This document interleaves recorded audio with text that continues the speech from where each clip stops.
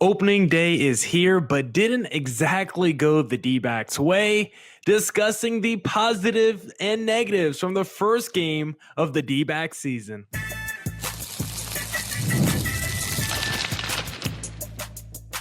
You are Locked On Diamondbacks, your daily Arizona Diamondbacks podcast, part of the Locked On Podcast Network, your team every day.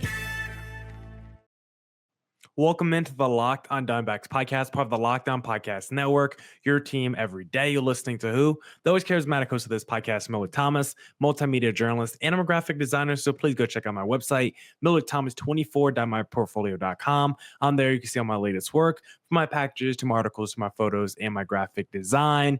Today's episode is brought to you by Game Time. Download the Game Time app, create an account, and use code LOCKEDONMLB for $20 off your first purchase. On today's Locked On Diamondbacks podcast, we are giving our reaction to opening day for the D-backs, discussing their tough loss.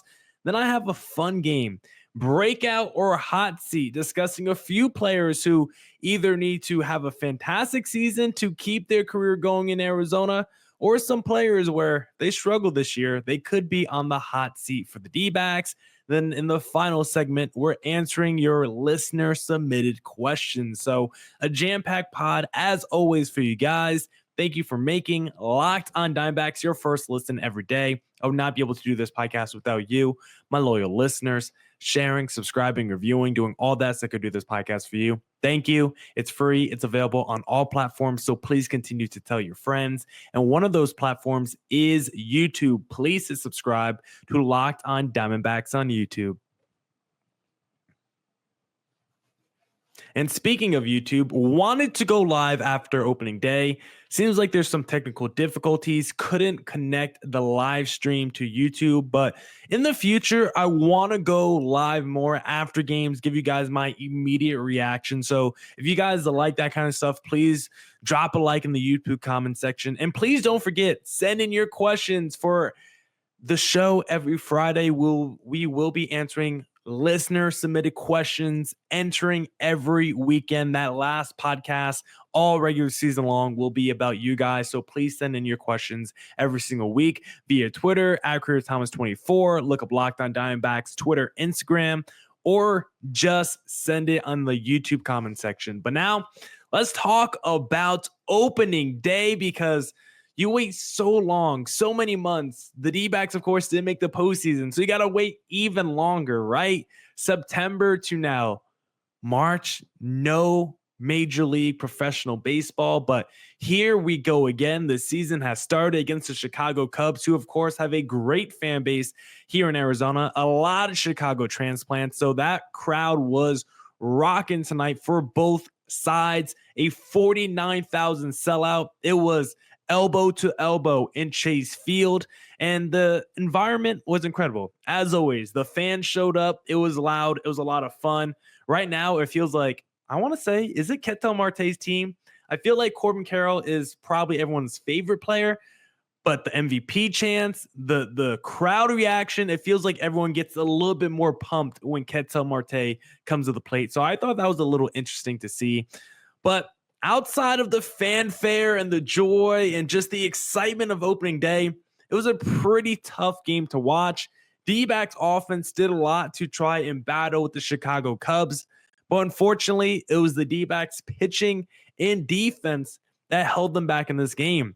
I did a podcast yesterday, team award predictions, saying Zach Gallen, as the number 2 starter now for Arizona, is going to lead this team as an ace, as that number 2 starter ace, quietly be the D-backs best pitcher, finish the season as the D-backs Cy Young pitcher, at least team Cy Young pitcher, maybe not actually take home the Major League award, but at least be the best pitcher in D-back circles, because I thought he was going to have way less pressure on him, less of a workload. Pitching behind Corbin Burnes now should make it a lot easier on Zach Gallen. And this first start, he just looked rusty. He looked like he had trouble locating. If you look at his box score, it looks like he went to the casino.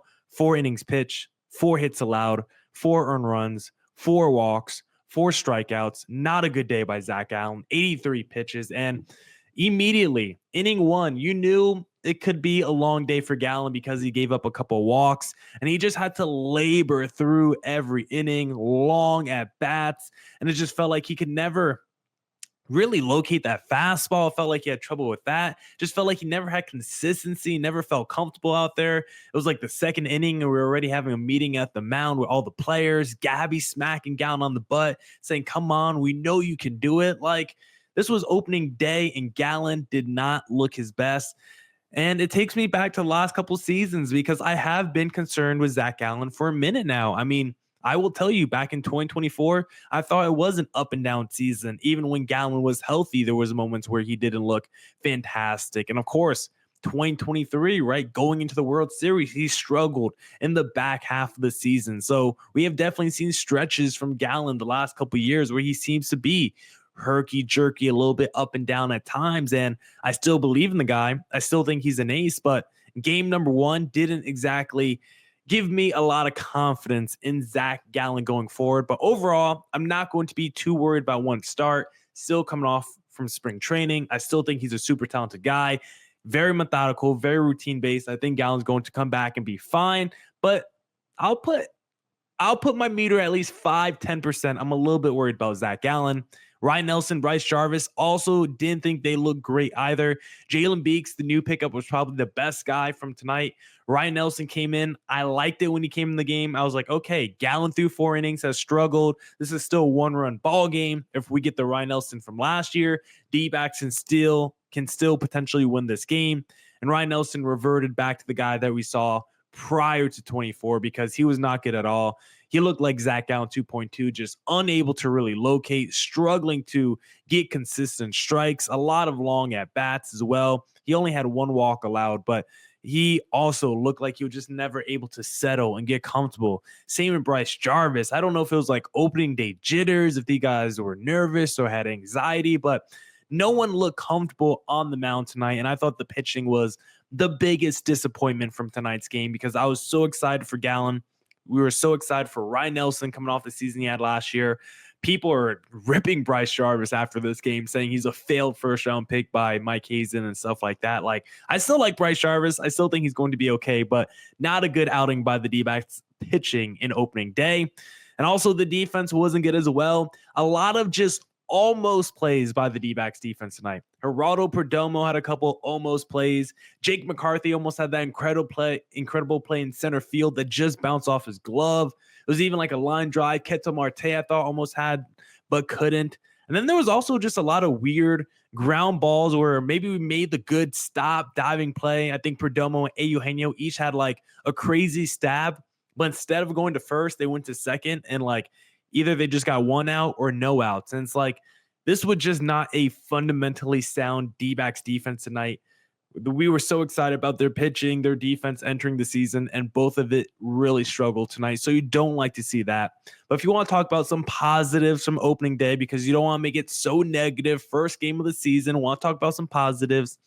Offense, I thought, still had a lot of quality contact tonight. The only issue was they were 2 for 11 with runners in scoring position, but I thought there was a lot of hard contact. I mean, Lourdes Gurriel had an almost home run. I thought there was a lot of balls deep into right, center, left field. Like, I thought there was a lot of loud outs, a lot of line drive outs too. Like, this was not a night where the D-backs hit like 15 ground ball outs. Like, I thought the contact, the quality of the contact, the hard contact, I thought was all there for the D-backs offense.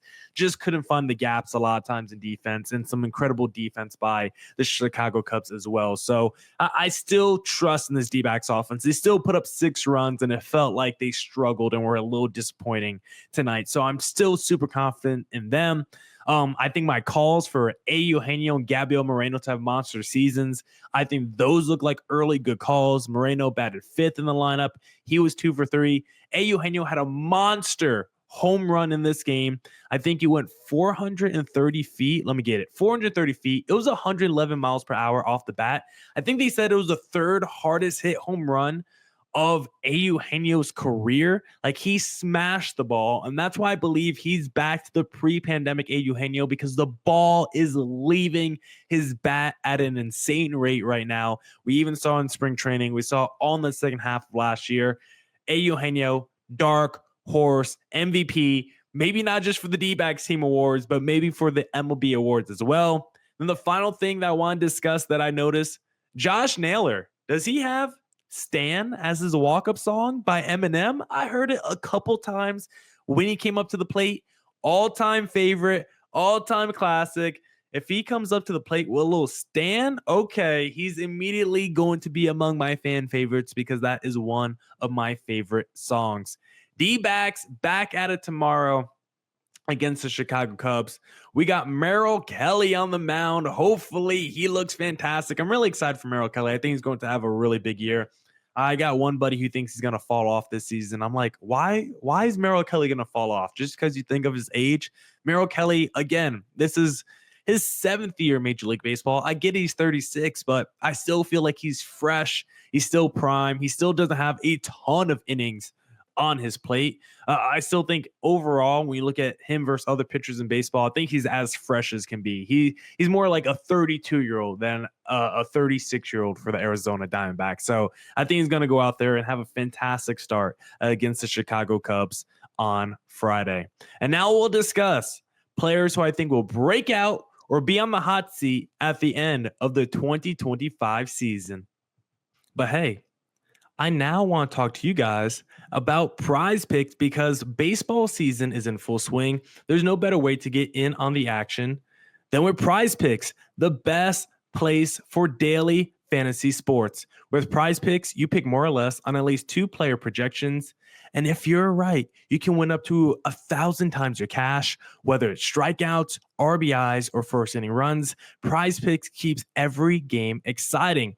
This week, I'm picking Ketel Marte for more than 1 home run and Corbin Carroll for more than 1 stolen base. It's that easy. Download the app today and use code LOCKEDONMLB for $50 instantly when you play your first $5 lineup. That's code LOCKEDONMLB for $50 instantly after you play your first $5 lineup. Prize Picks, run your game. All right, back here on the Locked on Diamondbacks podcast. Now to play a little game, breakout or hot seat. We're going to take a look at a few D-backs players and decide, will this be their breakout season, or at the end of the year, are we going to look back and say, you know what? This player is on the hot seat moving forward. The first player I want to discuss is a little Brandon Pfaadt, who we're going to see in Game 4 against the Chicago Cubs.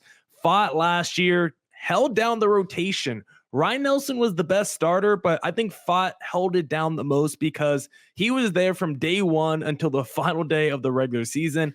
Ryan Nelson was more like the last 2/3 of the season, right? More the second half. Brandon Pfaadt was the D-backs' best pitcher the first half of the season, and he was the only one to pitch 32 starts, right? 180 innings pitched last season. Like, despite the 4.7 ERA, we can at least say Brandon Pfaadt was the D-backs workhorse. And I think he just put a lot on his plate last year, really shouldering a ton with all the injuries to the rotation.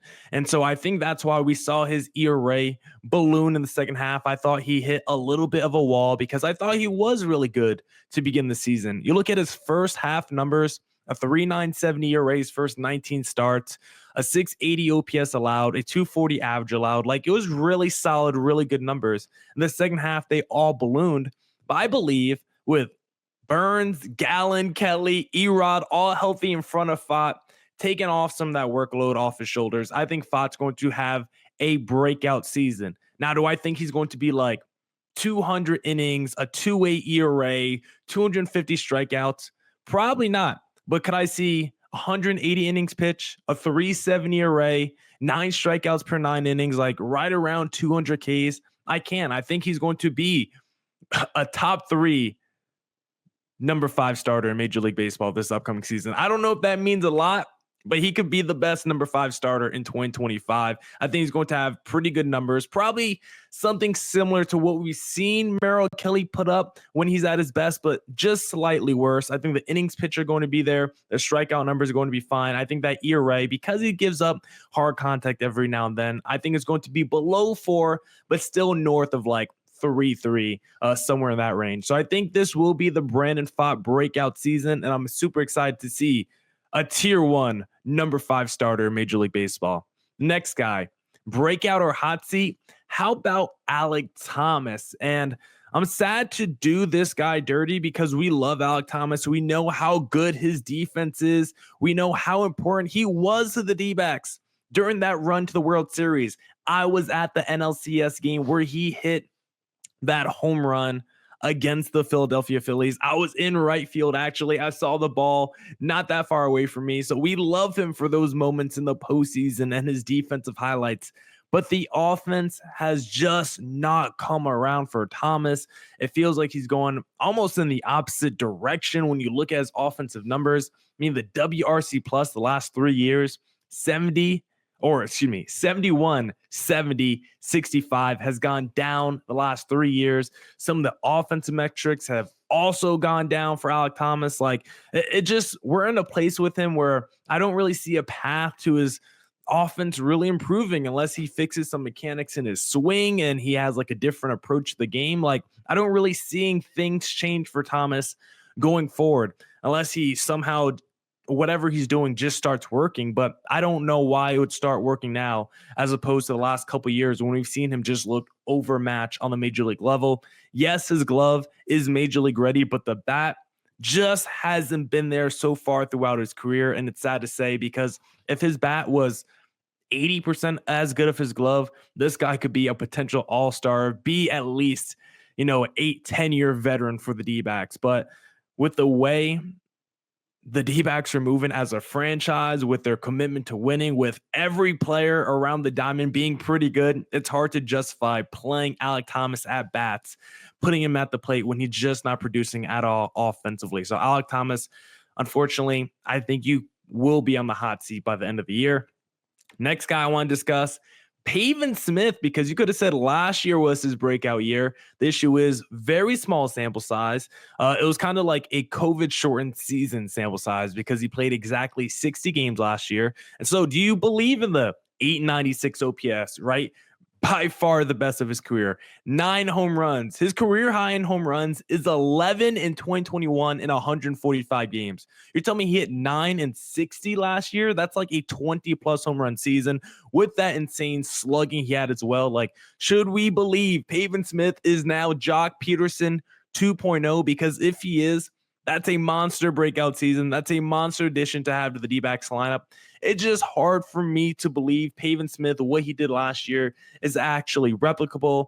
I'm sorry to believe that. I think it's probably more of an outlier, more of a fluke what Pavin did last season. We love Pavin. He's a friend of the pod. We want him to succeed for the D-backs. This was the first round pick, I believe, in the Mike Hazen era, and he just hasn't lived up to the billing, hasn't lived up to the hype at all. And I don't know if what we saw last year is any indication of what we're going to see going forward. I mean, the exit velocity was pretty good last year, 90 miles per hour.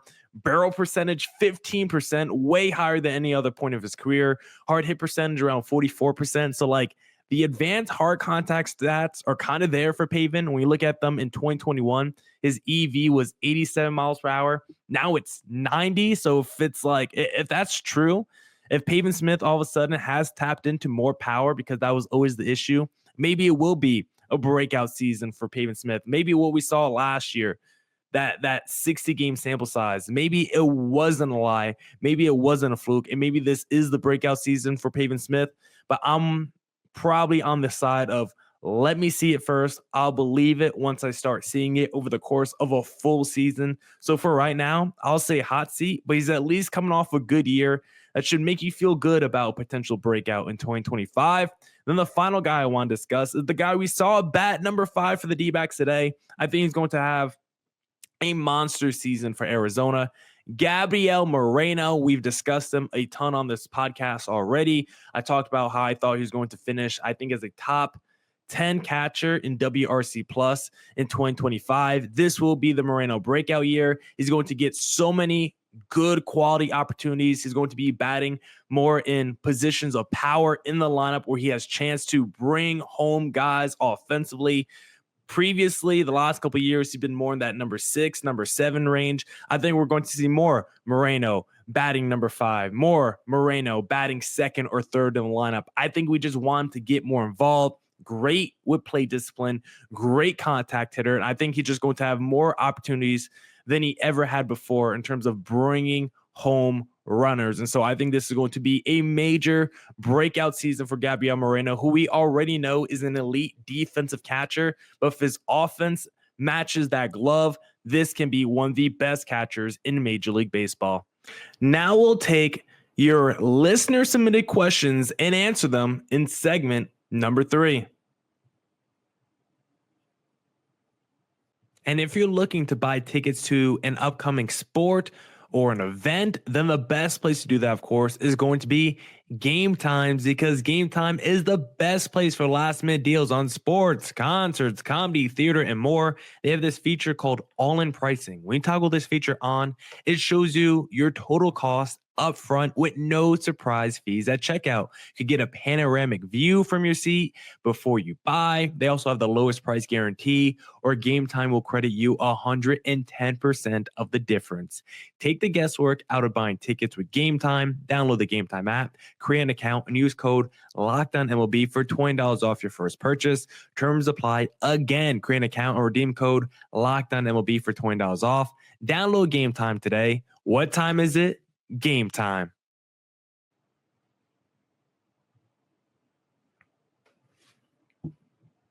All right, back here on the Locked on Diamondbacks podcast. Now we are going to do mailbag time and answer your guys' questions that you guys submitted. We're going to do this every Friday, so shout out to you guys for submitting some questions. Let's get right into it. The first one is from Jason Grad, and he said, how many All-Stars will the D-backs have in 2025? This is a hard one to quantify because, of course, the National League is so loaded. The All-Star team could be made up of just Dodgers, Braves, and Phillies if they wanted to. But I think this D-backs team is supremely loaded as any of those other franchises.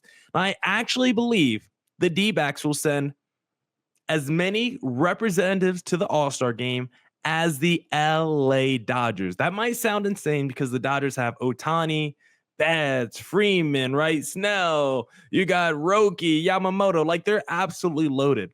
But the D-backs are loaded as well. And I think the D-backs can send 5, 6 representatives. Like, that's a ton, but it's definitely in play for Arizona because you just look at their roster and it's like Ketel Marte should be a lock.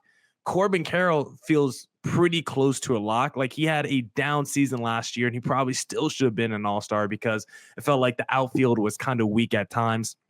And then Burns, Zach Gallen, and also Justin Martinez, I think, is going to be in play. We saw Perdomo as an all-star because you also have to take into like the positional strength, and shortstop is a little bit weaker some years. And so, yeah, when I look at this roster, you're telling me Naylor, who's an all-star last year, Ketel Marte, who's the best second baseman in baseball, Corbin Carroll's been an all-star, Burns has been an all-star, Gallen's been an all-star.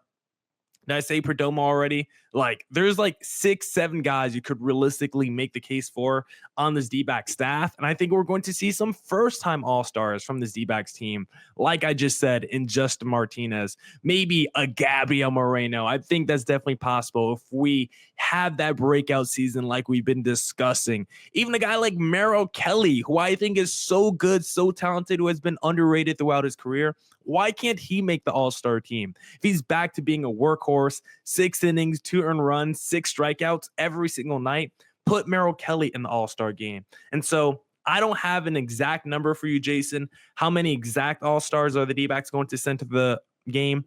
I'm not too sure. But what I do believe is I think the D-backs are going to be tied for the National League lead in all-star representatives sent to the game with the LA Dodgers. This team is loaded from the bullpen to the rotation to the lineup. So don't be surprised if the D-backs are tied with the most visibility at this year's All-Star game. Next question by JJ203.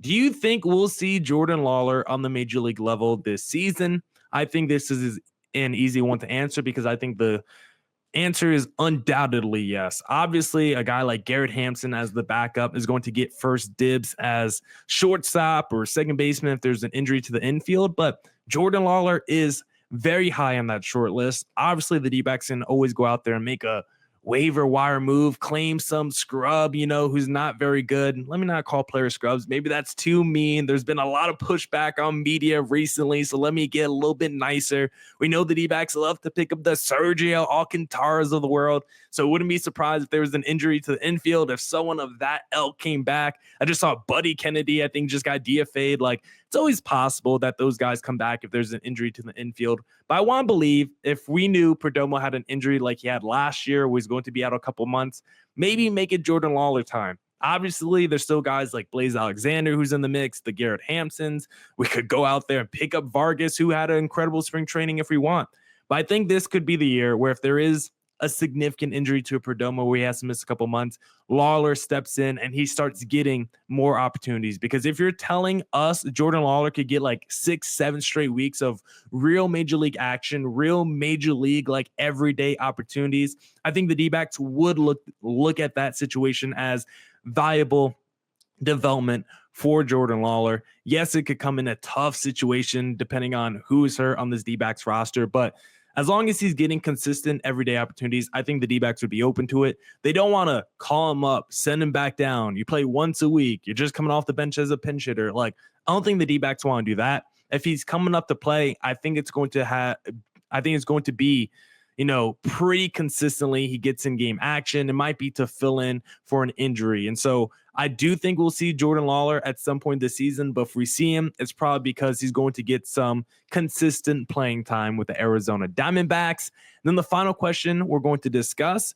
before we head into opening day weekend, who do you think has a better season in 2025?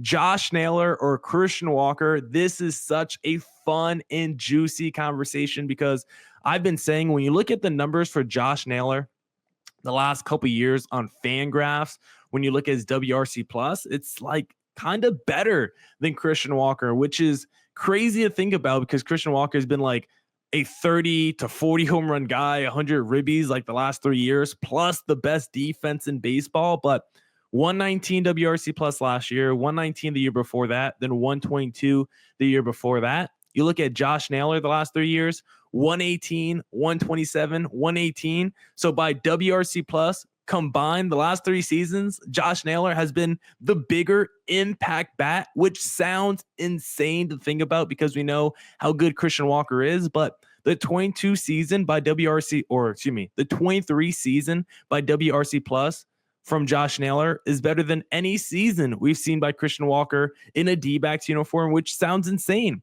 His 22 year produced a 122 WRC plus.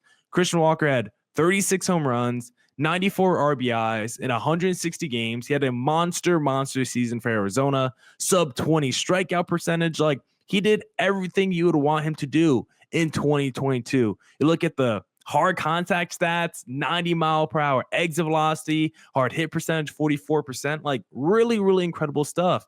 And even so, Josh Naylor's 23 season, when he only had 17 home runs, literally half the home runs of Christian Walker, he still produced a higher WRC plus because that strikeout rate was only 14%. That slug was still 489 with 354 OBP. Most importantly, a 308 average, which is pretty impressive. Now, when you look at the hard contact stats for a Josh Naylor, maybe they're slightly less than a Christian Walker, but not to the point where it's like a big stark contrast or difference. I think he's close enough with the exit velocity, with the hard contact ness. I don't know what I'm trying to say there. I think it's close enough with the hard contact ability, Josh Naylor to Christian Walker. That's not that much of a difference. And so I think Josh Naylor this season for the Arizona Diamondbacks, as good as Christian Walker has been, the numbers tell you, offensively at least, Josh Naylor the last 3 seasons has been better than Christian Walker. And it feels like there's some guys that come into Arizona, come into Chase Field like a Eugenio Suarez, and they get even better offensively. So I'm going to go out on a limb and say Josh Naylor offensively will outproduce Christian Walker via WRC plus. Now that's it for this edition of the Locked on Diamondbacks podcast. Come back next week for more Diamondbacks news coverage and insight. And as always, stay safe, stay healthy. Doses.